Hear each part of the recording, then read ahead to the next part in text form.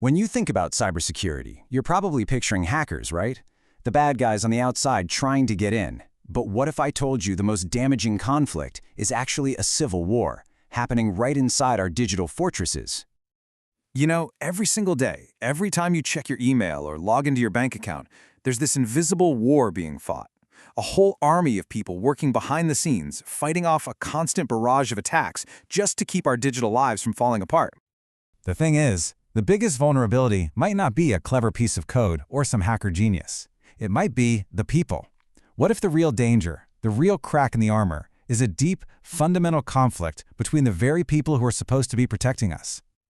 All right, so to really get what's going on here, we've got to go inside. Let's meet the defenders on the digital front lines. So this here is a Security Operations Center, or a SOC for short. You can basically think of it as the command center for cyber defense. It's like a digital war room, staffed 24/7 by analysts whose entire job is to watch for, find, and shut down threats. This is the absolute nerve center of any big organization's security. Now, these SOCs usually have a pretty clear structure. It's kind of like a multi-layered defense. You've got your Tier 1 folks. They're the first responders on the scene, sorting through this massive flood of alerts. If they spot something fishy, they kick it up to Tier 2. These are your detectives, the ones who do the deep dive investigation. And then you have the elite specialists, your Tier 3 threat hunters, who are proactively looking for trouble. It all sounds super organized, right? A well-oiled machine? But here's the twist. Underneath that super organized, efficient surface, a serious conflict is brewing. A real house-divided situation between the analysts in the trenches and the managers who are calling the shots. So you might be thinking, okay, the structure makes sense. What could possibly be the problem? Well, it turns out the problem is huge. It's a fundamental disagreement over what it even means to do a good job. Okay, check this out. Some researchers dug into this, they talked to a ton of analysts and managers, and what they found is, well, it's a massive disconnect. Just look at this. The top disagreements are all about speed and automation, how performance is measured, and the tools they use. Managers are all in on making things faster, more automated. They want numbers, metrics they can point to. But the analysts, the people actually doing the work, they have a completely different story. You know, the best way to wrap your head around this is with an analogy from the research. Think of the manager as a hospital administrator. They're focused on efficiency, budgets, how many patients they can process. They need clean, quantifiable results to show the board. But the analyst is the doctor. They're focused on one patient at a time, looking at the weird symptoms, the unique context. They're skeptical of any one-size-fits-all approach because they know every case is different. And you can hear this mindset loud and clear. Take this quote from a SOC manager. They just said, flat out, "I always need more automation." For them, it's all about speed, scale, and efficiency. Handle more, faster. Okay, but now listen to how an analyst sees that exact same thing. They said, automation is becoming a buzzword, and that management doesn't realize they are getting less quality. You see the clash? One person's efficiency is another person's sloppy work. This isn't just a minor disagreement, it's two completely different philosophies about how to do the job right. So, what is the root of this conflict? I mean, why do these experts, who are all supposedly on the same team, see the world so differently? You can feel the frustration just jumping off the page in this next quote. An analyst said that a metric like the number of events is useless because it's just a way to make it seem like your SOC is improving. Ouch.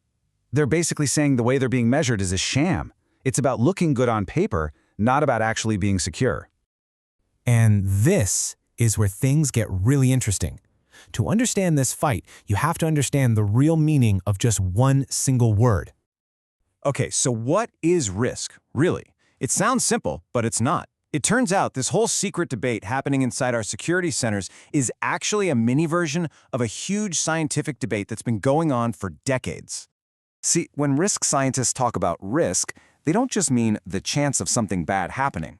The real key, the secret ingredient, is uncertainty.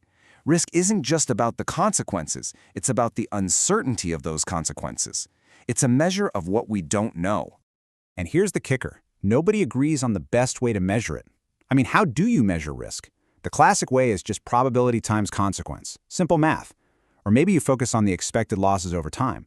But then there are these much more nuanced models, like something called the knowledge triplet. This one says you can't just look at what might happen and how certain you are. You also have to rate the strength of your own knowledge. Is the data you're using solid, or is it basically a guess?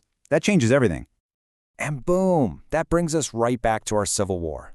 The managers, they love the simple numbers. They need something clean for their reports. But the analysts, they're living in that messy world of weak knowledge and high uncertainty. They know that a lot of the time, they're making calls based on incomplete, fuzzy information. Just listen to this analyst. They said that the metrics do not always show the true effectiveness because it is very difficult to measure. That's not just someone complaining about their boss. That's someone on the front lines wrestling with a really deep scientific problem. How do you measure something that is fundamentally uncertain? So this all sounds pretty bad, right? A deep conflict at the heart of our defenses. Is there a path forward? How do we bridge this gap and actually get stronger? Well, the good news is the research gives us a pretty clear roadmap. There are 3 big steps. First, communication. Managers have to explain why they're using certain metrics. They have to build trust. Second, find a common enemy. And guess what? Both sides agree that not knowing what's actually on their own network is a huge blind spot. So let's fix that first. And third, education. The analysts are saying the current training just isn't cutting it, especially for super common stuff like phishing attacks.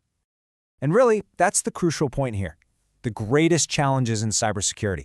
They're not just about technology. They're about people. They're about communication, clashing perspectives, and building trust. They're human problems. And that leaves us with one last kind of troubling question to think about. If our top cyber defenders, the absolute experts, are struggling to manage deep uncertainty, then who else is? And what does that mean for the rest of us?